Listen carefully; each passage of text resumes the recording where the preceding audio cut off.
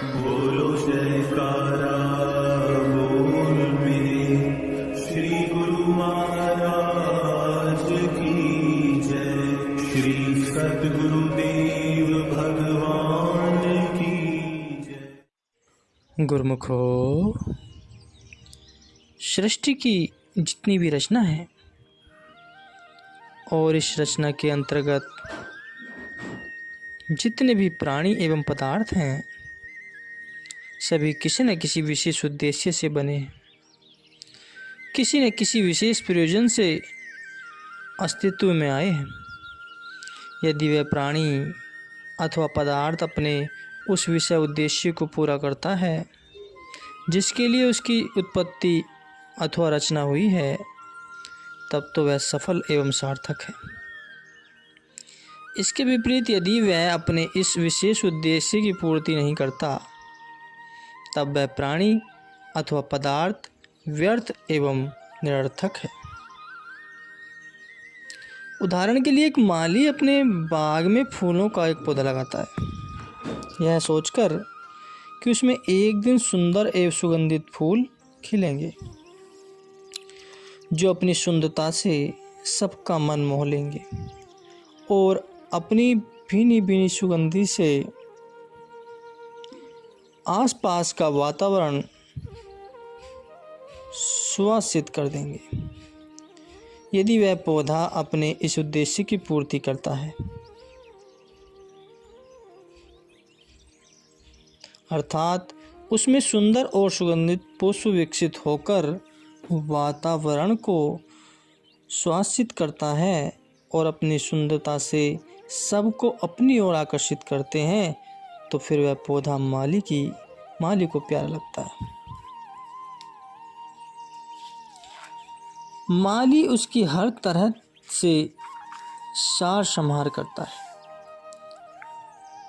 दर्शक भी उन पुष्पों की प्रशंसा करते हैं, बाजार में भी उसकी कीमत पड़ती है और भगवान के भक्त उनकी माला बनाकर इष्ट देव के मंदिर में ले जाते हैं, जहाँ से पुष्प भगवान के गले में शोभामान होते हैं। किंतु वह पौधा यदि अपने इस उद्देश्य की पूर्ति नहीं करता, अर्थात उसमें सुंदर एवं सुगंधित फूल नहीं खिलते, तो आप उसे देखकर यही कहोगे कि वह कैसा पौधा है जिसमें पुष्प ही नहीं लगे, ये बेकार और निरर्थक है। इसका स्वाभाविक परिणाम क्या होगा कि माली उस पौधे को निरर्थक और मूल्यहीन समझकर उखाड़ फेंकेगा। ठीक इसी प्रकार जीवात्मा को यह जो मनुष्य शरीर प्राप्त हुआ है, जिसकी सभी संतों एवं महापुरुषों ने महिमा गायन की है और जिसे देव दुर्लभ साधनों का मूल एवं सभी योनियों में श्रेष्ठ कहा गया है,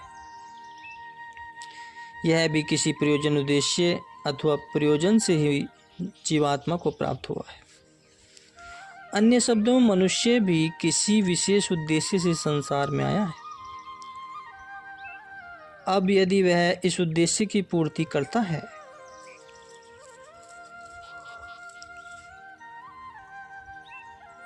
तब तो जीवात्मा का मनुष्य शरीर धारण करके संसार में जन्म लेना सफल एवं सार्थक है। तब तो उसकी महानता एवं श्रेष्ठता है। ऐसे मनुष्य की संसार में भी शोभा एवं प्रशंसा होती है। भगवान को भी वे प्यारा लगता है और वे हर तरह से उसकी सार संभार करते हैं। उनकी दृष्टि में ऐसे मनुष्य की कीमत होती है। किंतु यदि वह अपने वास्तविक उद्देश्य की पूर्ति नहीं करता, तो उसका जन्म लेना अर्थहीन है। उसका जीवन किसी काम का नहीं। वह संसार में आकर शोभा पाता है और न ही प्रभु के धाम में उसकी कोई कीमत पड़ती। गुरुवाणी में वर्णन आया है, एक भगति भगवान जिन प्राणी के नाही मन, जैसे कुकुरु स्वान नानक मानो ताहि तन।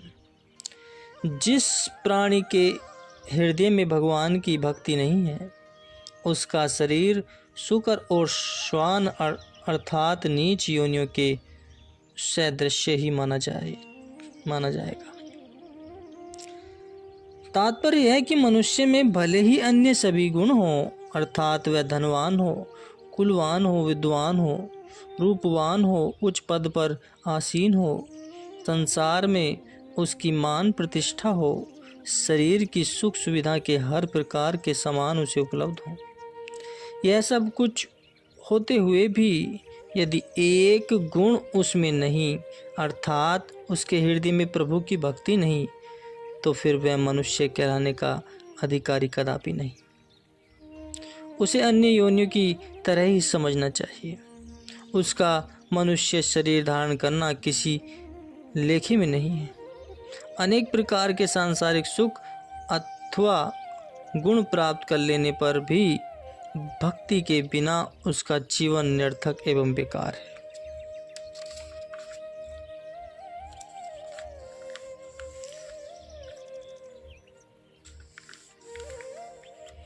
एक समय की बात है, एक राजा के 4 लड़के थे। चारों ही बड़े सुशील, सदाचारी और आज्ञाकारी थे। गुरुकुल से अध्ययन पूरा कर जब वे राजधानी वापस आए तो राजमहल में कई दिनों तक उत्सव होता रहा और खूब खुशियां मनाई गईं। एक दिन की बात है, राज परिवार मध्याह्न का भोजन कर रहे थे तो राजा के मन में न जाने क्या विचार उत्पन्न हुआ कि उसने अपने पुत्रों को संबोधित कर प्रश्न किया कि मैं तुम लोगों को कैसा लगता हूँ। चारों राजकुमार पिता का यह अनोखा प्रश्न सुनकर पहले तो चकित हुए, फिर बोले, पिताश्री, यह भी कोई पूछने की बात है, आप हमें बहुत अच्छे लगते हैं। राजा ने कहा, ऐसा नहीं, किसी वस्तु का नाम लेकर बताओ जिससे कि मुझे मालूम हो सके कि मैं तुम लोगों को कैसा अच्छा लगता हूँ। यह कहकर उसने सबसे बड़े पुत्र की ओर देखा और कहा, पहले तुम बताओ। राजकुमार ने चारों ओर दृष्टि दौड़ाई। उसके सम्मुख भांति भांति प्रकार के स्वादिष्ट एवं सुस्वादु भोजन रखे हुए थे। उसकी दृष्टि खीर पर जाकर रुक गई। उसने राजा की ओर देखकर कहा, पिताजी, आप मुझे वैसे ही अच्छे लगते हैं जैसे मुझे खीर अच्छी लगती है।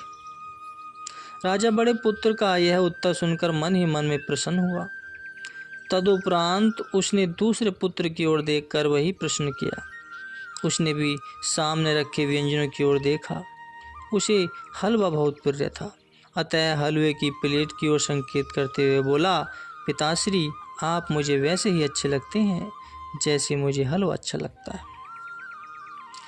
यह सुनकर राजा प्रसन्न हुआ। तब राजा ने तीसरे लड़के की ओर देखा। उसने एक थाल की ओर संकेत करते हुए कहा, पिताजी, आप मुझे इन लड्डू की तरह ही अच्छे लगते हैं। यह उत्तर सुनकर भी राजा बहुत प्रसन्न हुआ। अब बारी सबसे छोटे लड़के की थी। राजा ने उससे भी अपना प्रश्न दोहराया। उस समय वह एक सब्जी में नमक डाल रहा था। क्योंकि उसमें नमक कुछ कम था, नमकदानी के उसके हाथ में थी, अतः उसके मुंह से स्वाभाविक ही निकल गया कि पिताश्री, आप मुझे ऐसे अच्छे लगते हैं जैसे नमक। नमक का नाम सुनते ही राजा का चेहरा बिगड़ गया। खीर आदि मीठे पदार्थों से अपनी तुलना सुनकर तो राजा को बड़ी प्रशंसा हुई, परंतु नमक के साथ तुलना किए जाने पर उसे सबसे छोटे राजकुमार का पर बड़ा क्रोध आया। क्रोधावेश में उसने कहा, मेरी तुलना तुम नमक से जैसे निकृष्ट पदार्थ के साथ कर रहे हो। दूर हो जाओ मेरी आंखों से। मैं तुम्हारा मुंह भी देखना नहीं चाहता। मेरा तुम्हारा आज से कोई संबंध नहीं। अभी इस समय राजमहल छोड़कर चले जाओ। छोटा राजकुमार भोजन बीच में ही छोड़कर उठ खड़ा हुआ। यद्यपि उस समय वहाँ उसकी माता, उसके तीनों भाई और कुछ अन्य संबंधी भी बैठे थे, परंतु राजा को क्रोध में देखकर किसी का भी राजा से कुछ कहने का अथवा उस छोटे राजकुमार को रोकने का साहस न हुआ। संसार की यही रीति है, क्योंकि संसार की प्रीति झूठी और स्वार्थ पर आधारित है। संसार की ऐसी झूठी प्रीति देखकर ही सत्पुरुषों ने कहा है, जगत में झूठी देखी प्रीति, अपने ही सुख स्यु सम लगे, किया द्वारा किया मीत। हरि बिनु तेरो को न सहाई, का की मात पिता सुत, बनिता को काहू को भाई। संत चरणदास जी कहते हैं, अपना हरि बिन और न कोई, मात पिता सुत बंधु कुटुम सब, स्वार्थ ही के होई। राजकुमार वहां से उठकर अश्वशाला में चला गया। एक घोड़ा खोला और उस पर सवार होकर अपने गुरुकुल के आश्रम की ओर रवाना हो गया। आश्रम में पहुंचकर वह सीधा गुरुदेव के चरणों में उपस्थित हुआ और दंडवत प्रणाम किया। गुरुदेव ने पूछा, राजकुमार कहो, सब कुशल तो है? राजकुमार ने जो कुछ राजमहल में हुआ सब वृतांत जो का तो गुरुदेव के चरणों में निवेदन कर दिया, कुछ भी न छुपाया। सारा हाल सुनाकर गुरुदेव ने आंखें मूंद ली, मानो वे किसी गहरी सोच में हो। कुछ देर वे इसी प्रकार उठे और बैठे। तत्पश्चात आंखें खोली और राजकुमार से बोले, भगवान जो कुछ भी करते हैं वे अकारण नहीं होता, उसमें मनुष्य कुछ न कुछ मनुष्य की भलाई अवश्य होती है। चाहे इस तथ्य की कोई समझे या ना समझे, तुम्हारे साथ भी जो घटना घटित हुई है वह तुम्हारे लिए कल्याणकारी ही है। तुम्हें भगवान के भजन करने का उत्तम अवसर प्राप्त हुआ है।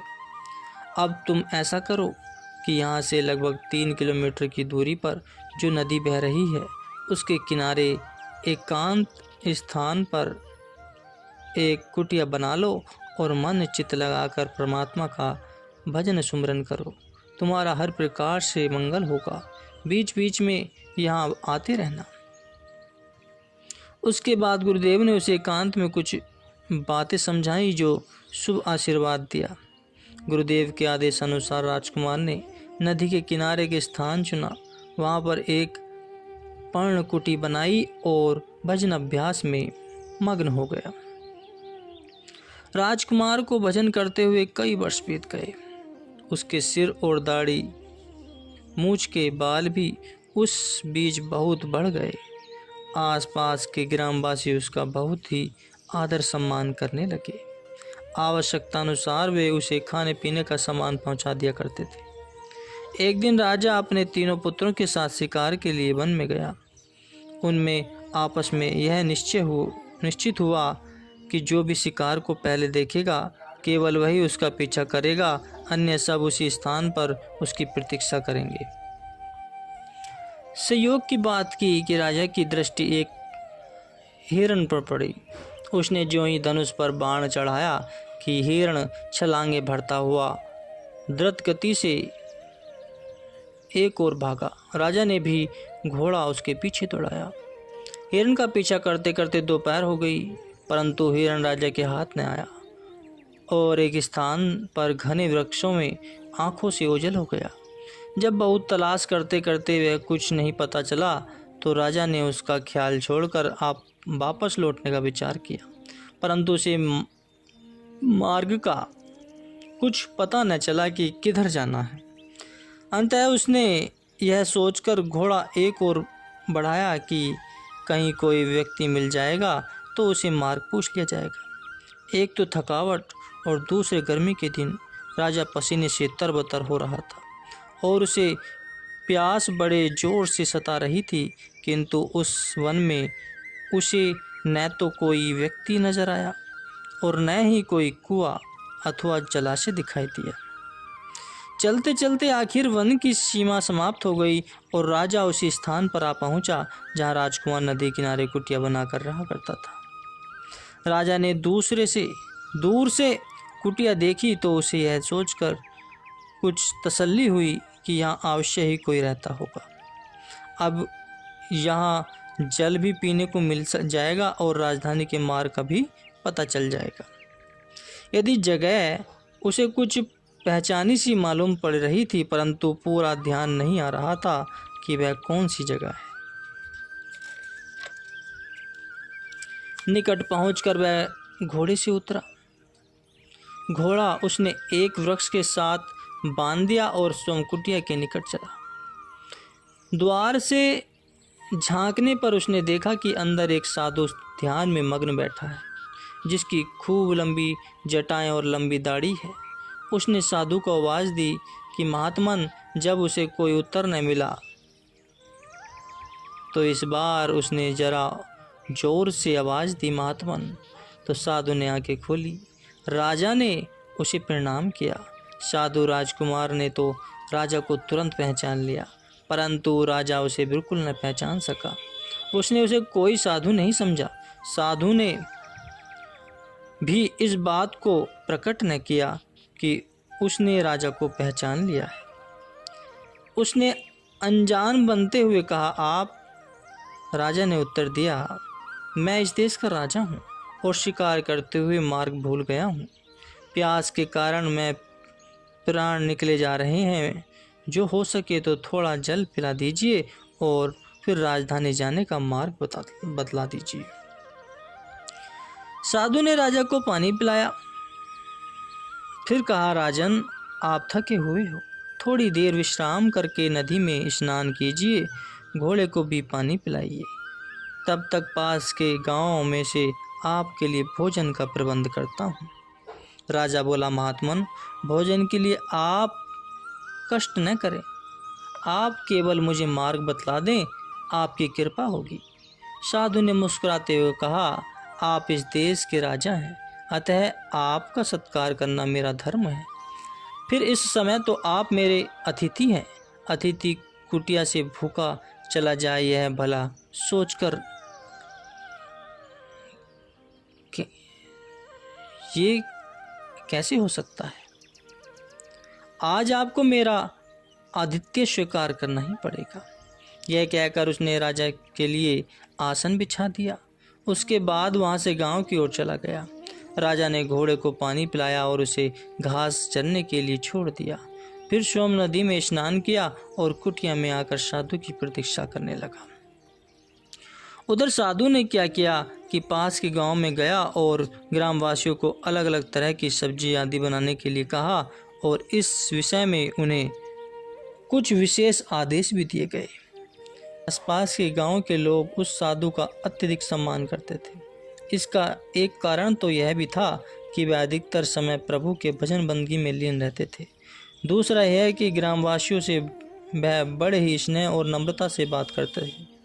उसने आज तक उनसे कभी कोई सवाल नहीं किया था, अतः आज सेवा का शुभ पाकर उन्हें अत्यंत प्रसन्नता हुई।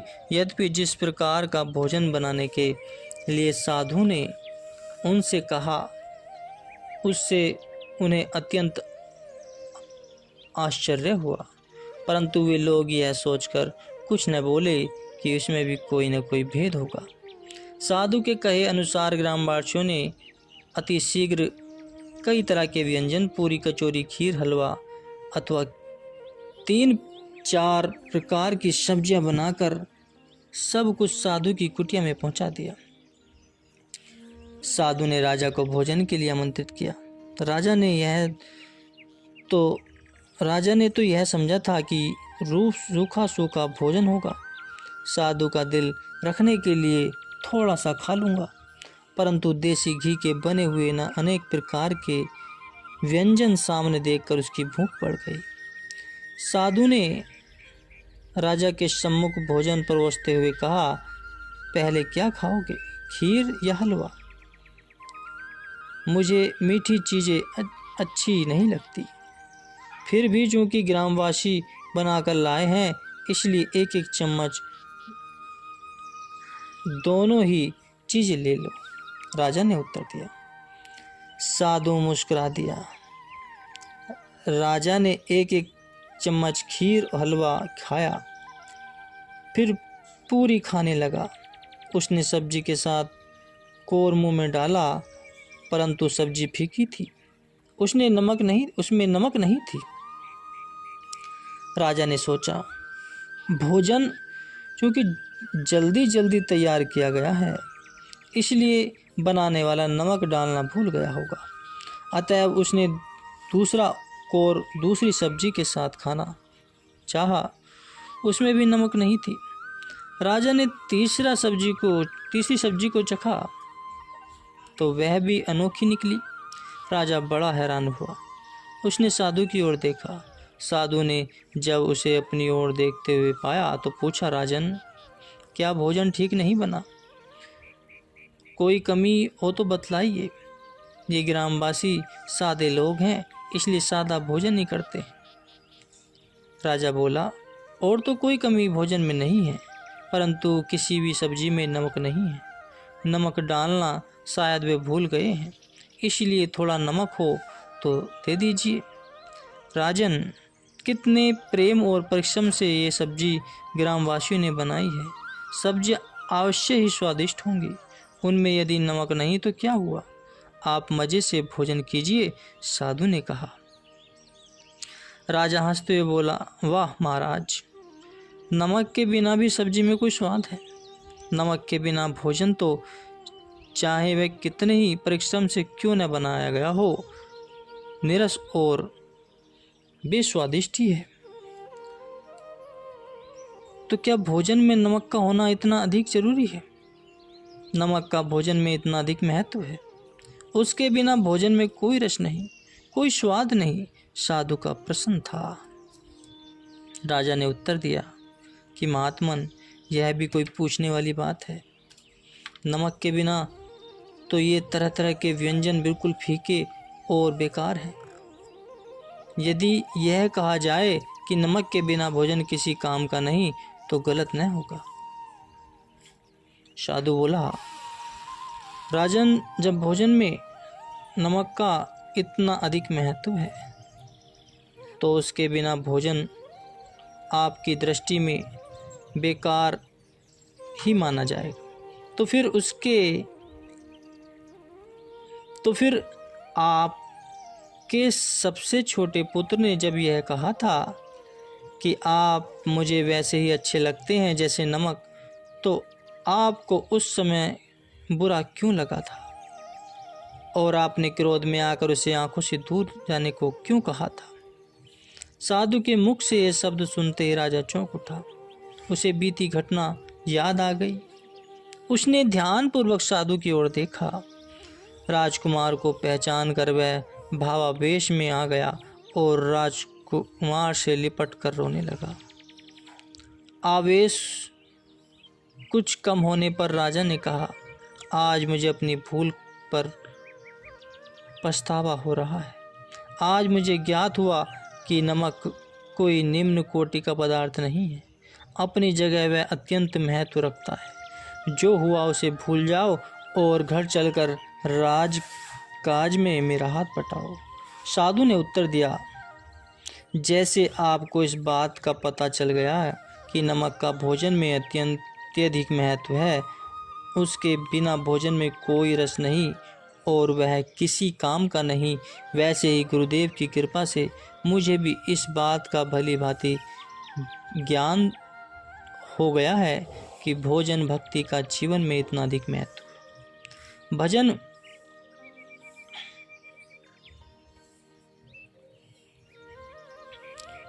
भक्ति के बिना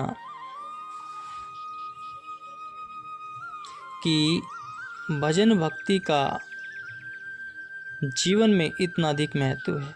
भजन भक्ति के बिना जीवन निरस और निरर्थक है, निरुद्देश्य और सारहीन है। मनुष्य अपने जीवन में चाहे कितने ही भौतिक गुण अथवा शारीरिक सुख क्यों न प्राप्त कर ले, भक्ति के बिना उसका जीवन वैसे ही है जैसे नमक के बिना अनेक प्रकार के व्यंजन हैं। श्री रामचरितमानस में लिखा है, भक्तिहीन गुण सब सुख ऐसे, लवन बिना बहु व्यंजन जैसे। भक्ति से रहित सब गुण और सब सुख वैसे ही फीके और बेकार हैं जैसे नमक के बिना अनेक प्रकार के व्यंजन भोजन। साधु ने अपनी बात आगे बढ़ाते हुए कहा, मैंने तो यह दृढ़ निश्चय कर लिया है कि भगवान की भजन भक्ति में ही अपना सारा जीवन बिताऊंगा और भक्ति से ही जीवन में सच्चा आनंद है और भक्ति से ही जीवन की शोभा, सार्थक और महानता है। यही जीवन का वास्तविक उद्देश्य है। जीव को इस वास्तविक उद्देश्य की पूर्ति करते देखकर महापुरुषों को भी प्रसन्नता होती है और भगवान को भी। उसके पश्चात राजा की ओर नमक बढ़ाते हुए कहा, अब यह लीजिए नमक और प्रेम से भोजन कीजिए, फिर मैं आपको राजधानी के मार्ग पर छोड़ आऊँगा। उसकी बातों का राजन पर गहरा प्रभाव पड़ा। उसने भी गुरु दीक्षा लेकर अपना शेष जीवन भजन भक्ति में व्यतीत करने का निश्चय किया। तो इस कथा से यह सिद्ध होता है कि जीवन वास्तव में वही सफल, सार्थक और शोभायमान है कि जो संत पुरुषों की संगति में भजन भक्ति और प्रभु की याद में व्यतीत होता है। भक्ति से ही जीव का लोक परलोक संवरता है और जीवन का वास्तविक उद्देश्य पूरा होता है, जिसके लिए जीवात्मा को यह मनुष्य जन्म प्राप्त है। उसे प्रेम से भक्ति में लगे रहना चाहिए, क्योंकि भक्ति में ही शक्ति है जो परमात्मा को आपसे मिला सकती है।